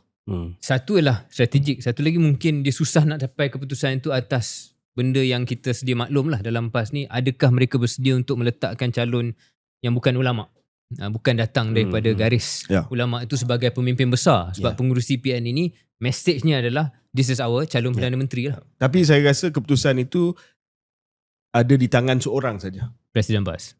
Tuan Guru Haji Hadi. But dia tengah fikir apa implikasi dan apa jadi kalau satu hari dia tak ada kat situ. Adakah PAS akan implode pula disebabkan dia naikkan orang yang tak ada base base ulama'. So selagi Tuan Guru ada, saya rasa okay. Tapi Tuan Guru ni he's quite strategic also. Dia akan fikir kalau saya tak ada satu hari nanti, kalau saya dah bersara, then what happens? Apa jadi pada PAS?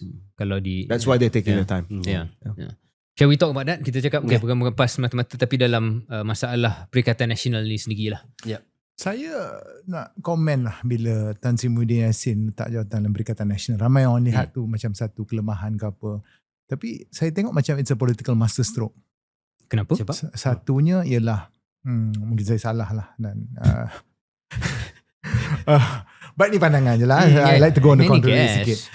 Sebab satunya waktu bila Perlis berlaku dia dapat tekanan yang kuat daripada PAS apa semua, terutama Ketua Pemuda PAS marah dia ni. Kemudian sebelum tu kepimpinan ni dah dipersoalkan banyak kali kan. You tak boleh kawal you punya timbalan, you punya beberapa orang masuk ke keluar sekejap kutuk-kutuk something like that.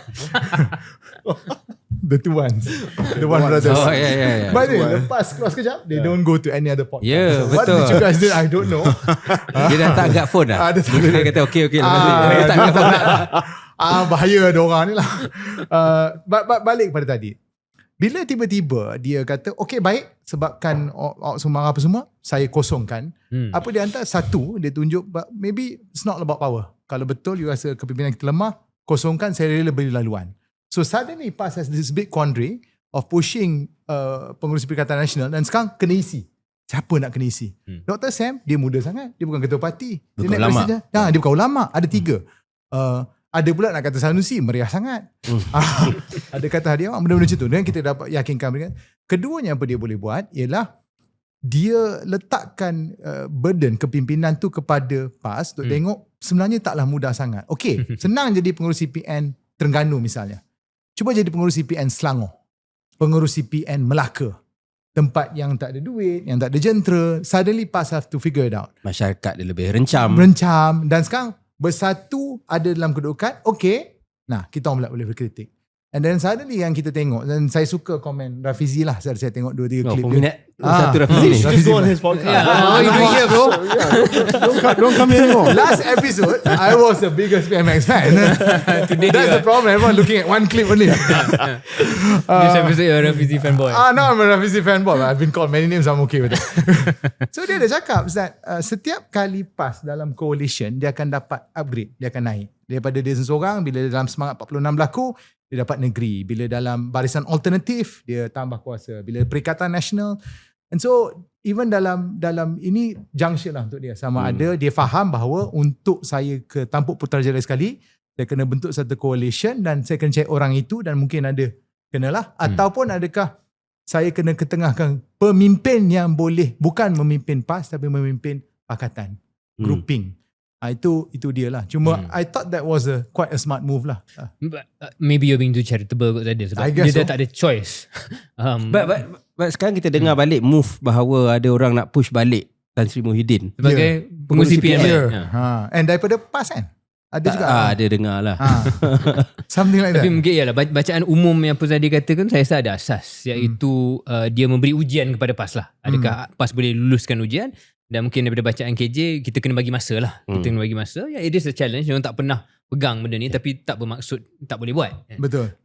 Dan sama ada bersatu dengan memberi ujian ni, melihat kalau PAS tak dapat berjaya, maka mungkin itu cara bersatu untuk kembali memainkan peranan. Dan PAS kan dalam keadaan yang agak unik lah. Sebab kalau dulu kita ingat kita ada Tok Guru Ni Aziz and kita ada Haji Hadi. Tok Guru Ni Aziz as Mursyidul Am, Haji Hadi as Presiden. Jadi dia ada dua tokoh besar pada waktu itu dan dia orang in a way counter check juga. Walaupun authority banyak pada Haji Hadi, tetapi Mursyidul Am ni ada that moral authority lah. Tetapi sekarang dia dah tak ada that. Haji Hadi is the supreme leader dia presiden, tetapi Mursyidul Am pun ada tetapi tak nampak dia punya presence. Tuan Ibrahim pun kita tahu bahawa walaupun dia ulama juga tetapi tidak dilihat jauh lah gap dengan Haji Hadi. Jadi itu menjadi antara cabaran PAS. Yeah. Dia and then Haji Hadi dah uzur sedikit dan sebagainya. Tapi dia kena buat keputusan untuk membina seorang pemimpin yang boleh diterima oleh masyarakat umum. Saya nak rujuk kepada kajian daripada Institut Masa Depan. Survey yang ada dalam 1,600 orang. Ada yang kata 1,600 orang tu kecil sangat, tetapi that's a sample. That's how surveys are done, right? Yeah. So last question, pilihan Perdana Menteri Malaysia. Kalau kita tengok daripada PAS, Dr. Sam di tahap yang lebih tinggi daripada Tuan Ibrahim. Dr. Sam dapat 29% setuju. Tuan Ibrahim 20%. Ini Melayu? No, ini keseluruhan. Keseluruhan. Itu pun jauh lebih rendah daripada Tan Sri Mahyudin, 46%. So di kalangan PN pun Mahyudin was still the highest in terms of recognizability lah. PAS dan Bersatu lah. Daripada KS ada? Kan. 52 saya dengar. I think I is 52%. Alhamdulillah. Tapi dia tak ada parti. Cuma ada caveat lah. Institut Masa ni Dr. Marzuki punya lah. Tapi benda yang bagus tentang Madani dia tak sensor. In fact dia kata the third best choice Anwar Ibrahim. Dan Datuk Seri Anwar punya approval rating naik kalau tengok survey tu. Wan Saiful came out with a statement kan. Dia kata think tank yang patron dia ialah Tan Sri Muhyiddin, mengatakan Tan Sri Muhyiddin popular. Oh right. Okay lah. Dan dia kena ada survey dia lah. Yalah. Dan kena counter. Buatlah survey dia. Okay, kita break sekejap sebelum ke segmen terakhir nak cakap tentang Parti AA. Alright.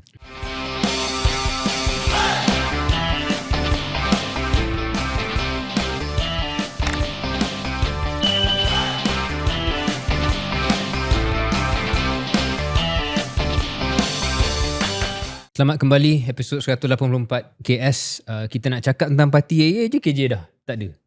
Jadi saya tidak memberikan sebarang tanggapan, tapi itulah realitinya. Dia tidak ada untuk berbincang tentang topik terakhir ni.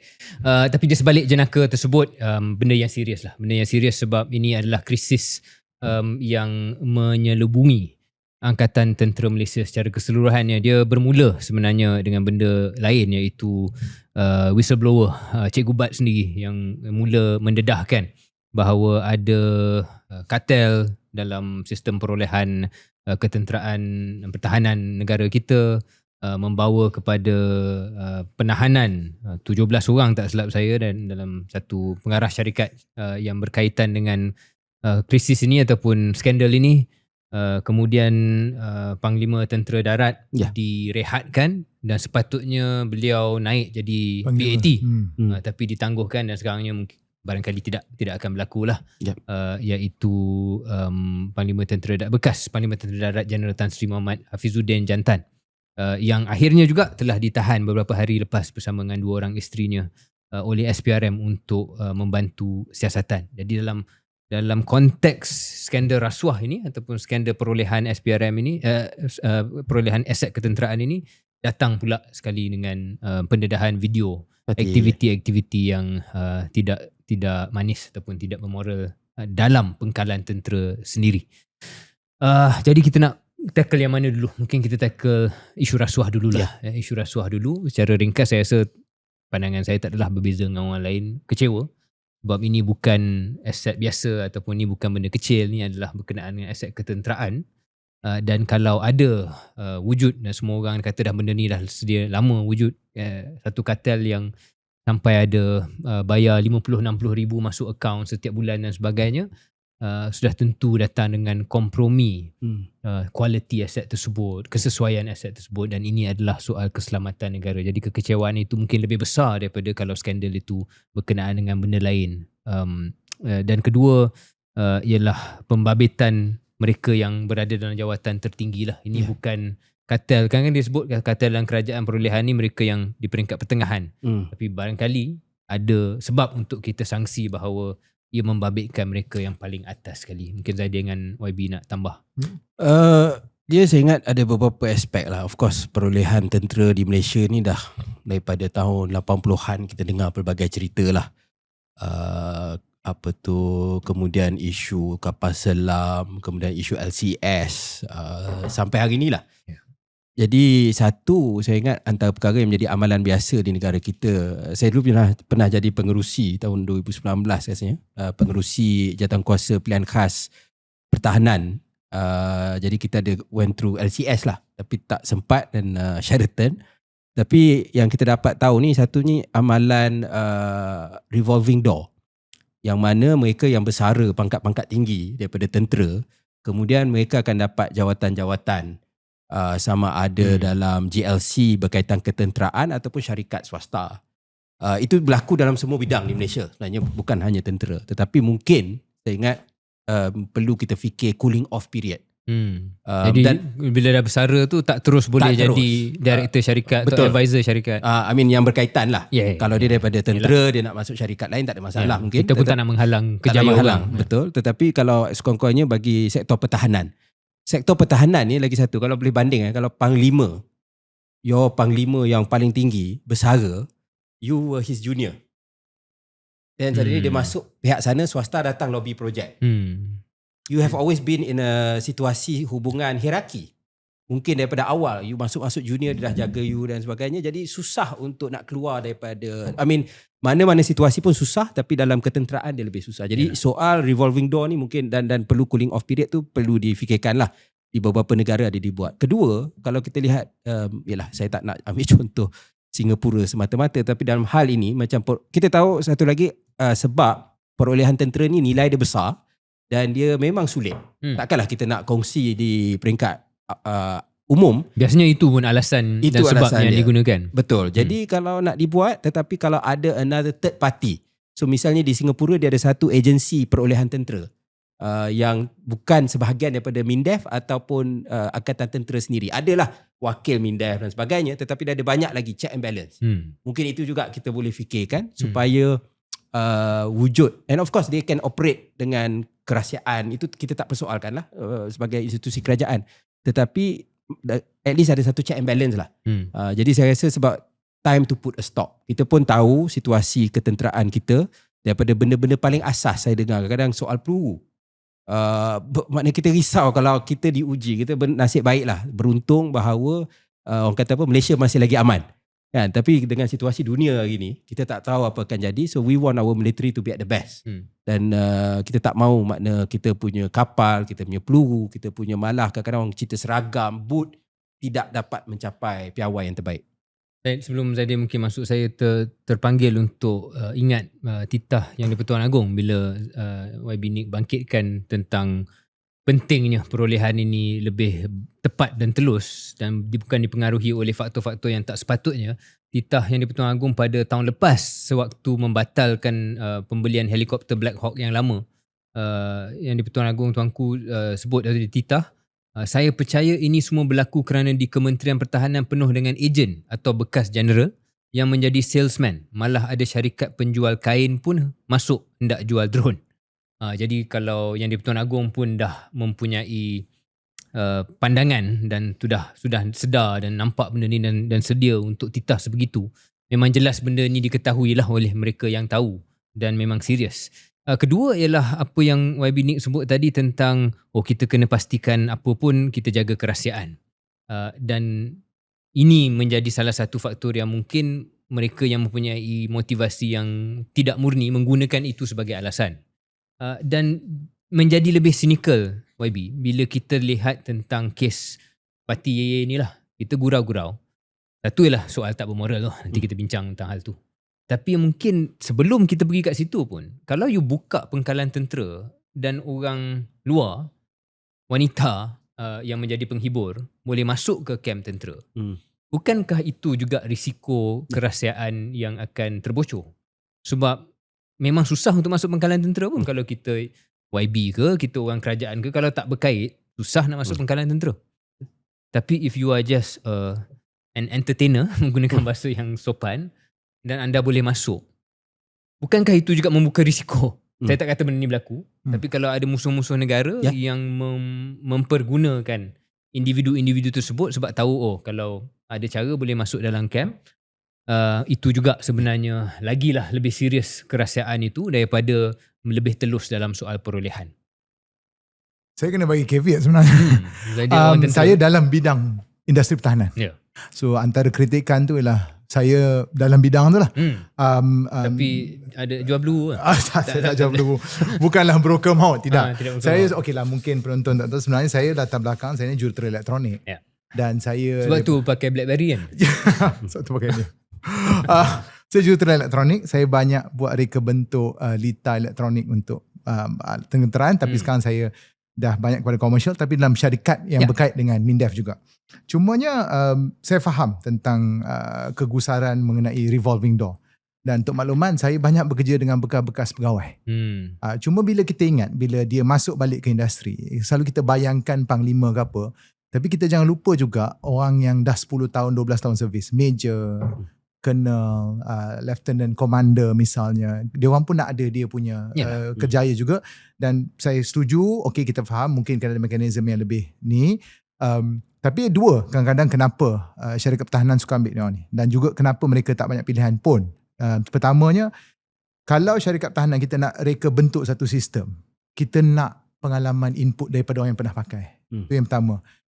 Dan keduanya, dia orang punya kepakaran ni sesuai ke situ. That's why you build a good defense industry should be fueled by former servicemen.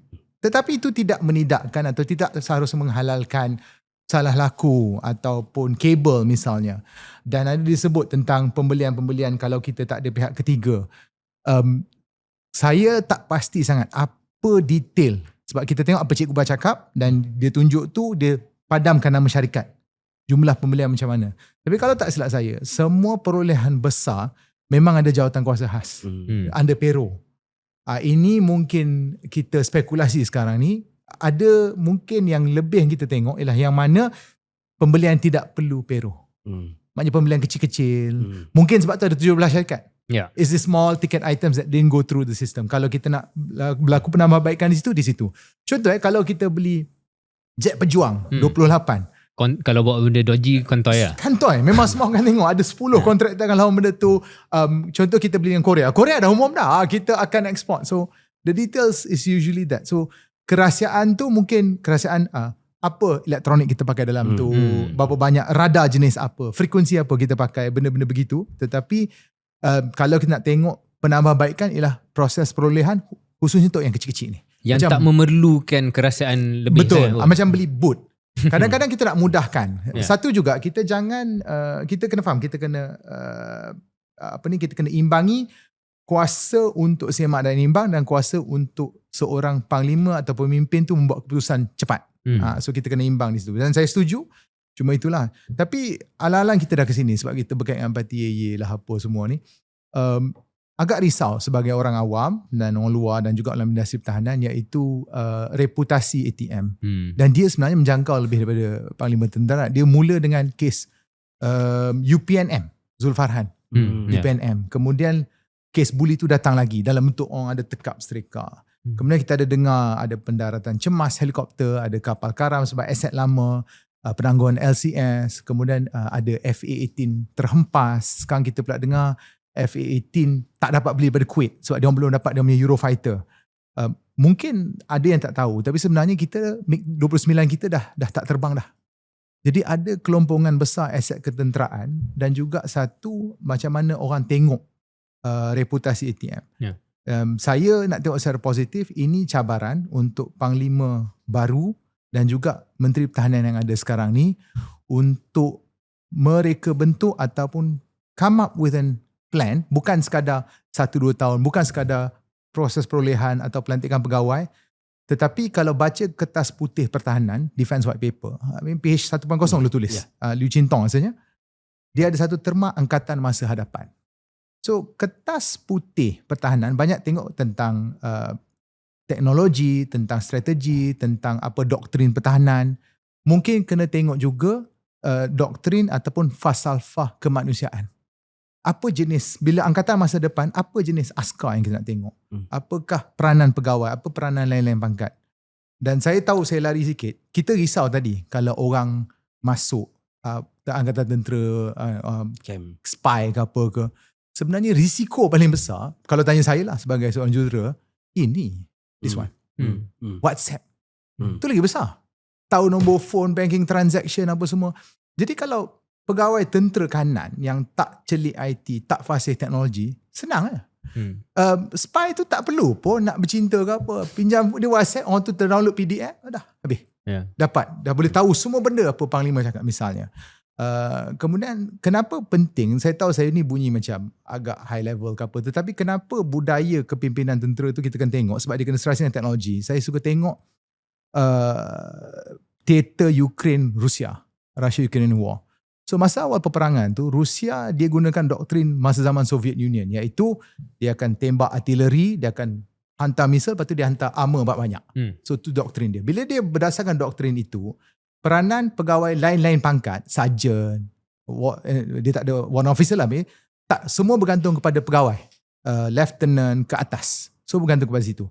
Tetapi sebab ada drone, banyak penggunaan drone yang tinggi, the unit becomes smaller because sangat tepat. So you have to move by 3-4 people, atau tidak akan banyak casualty. Right. Jadi dia ada masalah pembudayaan yang mana teknologi telah buat dia punya culture kepimpinan, budaya kepimpinan dia tu tak membenarkan pegawai-pegawai muda atau pegawai-pegawai kecil atau pegawai lain pangkat untuk buat keputusan pantas. Tak tahu ada klip kita tengok bila Rusia punya konvoi kena ambush, dia freeze, dia tak tahu nak buat apa. Sebab tu banyak general-general Rusia kena tembak masa awal perang tu sebab dengan pegawai kanan dia, sebab dia orang kena pergi depan dan arah itu sniper target dulu. Jadi ya betul, saya setuju tengok perolehan ke atau ni, tapi saya rasa kena ada satu di Kementerian Pertahanan antara ATM dan juga kerajaan, menteri itu sendiri, tengok okey, ini semua kita dah ada institutional perubahan kena buat, reform institutional. Bila kita sebut tentang angkatan masa hadapan, kita ada 2 teater ni. Ramai orang lupa sebenarnya nak pertahankan Malaysia susah. Kita ada Laut Cina Selatan kat tengah. Kita ada Laut Cina Selatan kat tengah. Lepas tu dengan teknologi baru, apa kita nak buat ni? Saya rasa ini bukan one of two cases, ini bukan kisah PTD tu ke, tapi ada jauh lebih mendalam dan kita tengok lagi 30 tahun angkatan apakah yang kita nak, dan kita kena tengok lebih daripada teknologi tetapi juga insaniah itu sendiri. That's a really good point. Sangat seronok mendengar tu, sebab apa yang Zadi katakan tu menyedarkan saya lah, yang kurang mungkin mahir ataupun dekat dengan ini, bagaimana kita kena sesuaikan angkatan tentera ni dengan realiti hari ni dan juga besok. Hari ni pun sebenarnya bukan masa depan. Hari ni pun dah berubah, menggunakan contoh peperangan di Rusia dan Ukraine, dan kita tahu ketegangan dunia sekarang ni. Dan cara peperangan itu barangkali tidak sama seperti mana zaman komunis dulu. Betul. Ataupun zaman Perang Dunia Kedua, dan sekarang ni is asymmetrical warfare yang diperlukan, yang memerlukan mungkin ketangkasan yang lain daripada budaya hierarki atau tradisi yang sedia ada. Dan untuk berlaku adil lah, saya difahamkan dulu kira tradisi parti ini memang sangat meluas.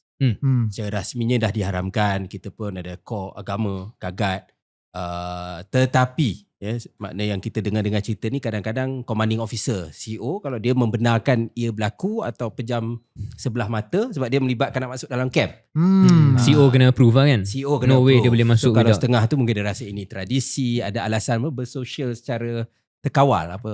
Ada no comment. Saya tak tahu itu alasan. Saya tak pernah hadir. Maidin ada buat lawak sebab dia jual nasi goreng dengan nugget.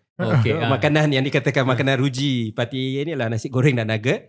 Ala GSC.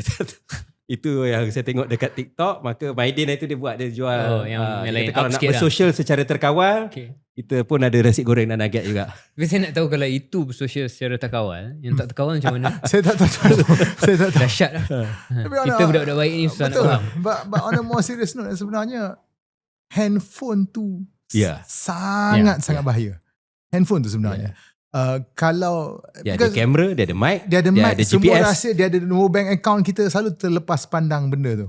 Dan dia tak perlu pun hantar James Bond bawa lompat apa, dia tak payah. Dia hanya kalau pegawai kanan boleh kena scam, percayalah benda lain boleh buat juga. Bila contoh ramai orang heran macam mana masa konflik Iran-Israel, Israel tahu mana nak bom dan terus meninggal pegawai kanan Iran yang sangat berpengalaman ni. Mungkin Intel. So itu yang bila kita sebut pembudayaan, jangan tengok ni dalam satu ruang lingkup kecil saja. Tapi ia simptom kepada satu institusi yang mungkin perlu dimodernkan. Tapi sebab tu saya baca kertas putih pertahanan tu. Dan saya tak terfikir pun sampai benda ni keluar. Baru dan kita tengok balik, refresh balik. Oh, mungkin kita kena betul-betul tengok, kita faham bahawa angkatan masa hadapan itu bukan sekadar teknologi, bukan sekadar doktrin, tetapi pembudayaan. Begitulah. Untuk menutup yang segmen ini, Yalah kita cakap tentang tentera, tapi apa yang Zaidir cakap 5 minit terakhir ni sebenarnya boleh terpakai pada banyak benda dalam Malaysia ni lah. Bagaimana kita pastikan penjawat awam adalah penjawat awam masa depan, ataupun pendidikan kita masa depan, ataupun sekolah kita, dan mungkin itu satu benda yang jauh lebih besar lah yang perlu dipikirkan oleh siapa-siapa yang mentadbir Malaysia ni. Mungkin kita nak tutup dengan sedikit refleksi ringkas tentang apa yang berlaku di dunia. Sebab kita cakap tentang isu-isu kat Malaysia yang serius pada orang Malaysia, tapi sebenarnya dalam konteks dunia, akhir tahun 25 dan awal 26 ini mengingatkan kita lah betapa kita berada dalam dunia yang dah berubah dengan cukup deras, yang lebih bahaya, yang mana norma-norma dan budaya yang lama antara negara-negara nampaknya sudah rapuh, bila mana boleh terus kidnap, ambil pemimpin negara lain, walaupun mungkin pemimpin tu tak sah, dia kalah pilihan raya tapi dia masih menjadi presiden. Tapi tak pernah terbayang lah dalam jangka hayat saya akan kita lihat benda yang macam itu. Ada orang ingatkan pernah berlaku pada Amerika Latin juga pada tahun 91. But that was still a long time ago lah. Dan waktu itu pun dilihat sebagai aberration. Di sini macam it's part of a new order. Mengingatkan kita lah benda ni satu benda yang perlu kita fikirkan konteks Malaysia dalam dunia itu. Mungkin secara ringkas YB dengan Zaidil nak bagi sebarang refleksi. Adakah tahun 2026 ini akan melihat Donald Trump dan Amerika Syarikat lebih serius ataupun lebih agresif dalam buat benda-benda yang luar kotak ni, benda-benda yang kita anggap adalah benda yang mencabar kepada keamanan dan sistem dan struktur yang kita sedia ada?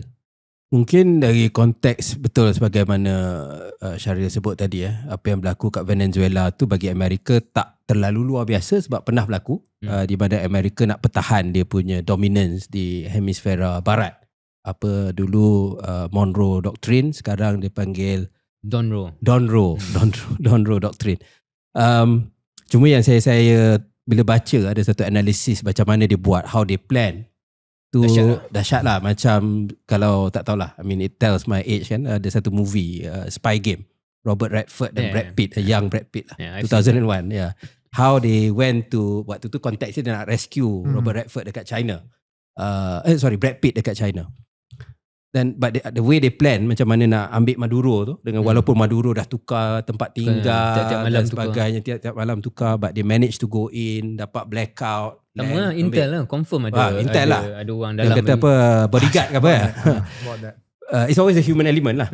But anyway, itu tetapi yang lebih juga, mungkin lebih luar biasa ialah sekarang dia duk berulang tentang Greenland lah. Because that will be basically the end of NATO. Dan makna semua benda yang kita ambil sebagai convention selepas Perang Dunia Kedua, of course Maduro ni pun against PBB punya charter, tapi kalau berlaku pula serangan kat atas Greenland yang tak ada alasan dadah, tak ada alasan apa, pemimpin yang tak betul, kecuali dia kata sebab dijajah oleh Denmark, dia nak jajah balik, tak tahulah. It will be a scary world lah. Jadi saya rasa kita risau tentang perkara tersebut, dan nak tak nak, walaupun kita jauh dari sana, the moment the rules ni dah jadi, walaupun dulu ada pelanggaran, tapi kalau semakin dilanggar dan ini jadi norma baharu, maka kita juga risau apa akan berlaku di kawasan kita di sini. Sebab kita pun hidup di antara kuasa-kuasa besar. Jadi? Saya satulah kena ada satu caveat lah. Saya tak suka Maduro sebenarnya secara peribadi lah. Sebab dia teruklah Venezuela bawah pemerintahan dia. Rakyat dia pun tak suka dia. Sebab tu kalau kita tengok bila penculikan dia berlaku, ramai orang Venezuela yang bersorak. Tak ada pun orang protes ke bakar. Tak ada dia. CNN masih ada lagi dekat Caracas tu. Dia orang tak suka Maduro. Cumanya saya nak ambil angle ni lah. Saya setuju dengan apa cakap pendirian Perdana Menteri, saya setuju. Tak sepatutnya berlaku Convention UN. Cumanya satulah refleksi diri lah. Satu penting, kita kena faham. Bayangkan kalau yang buat ni bukan sebuah negara demokrasi, bayangkan dia sebuah negara autokratik. Kenapa kita tahu detail semua ni berlaku dan sebagainya, dan saya rasa tak boleh diorang culik Maduro kalau tak ada orang dalam.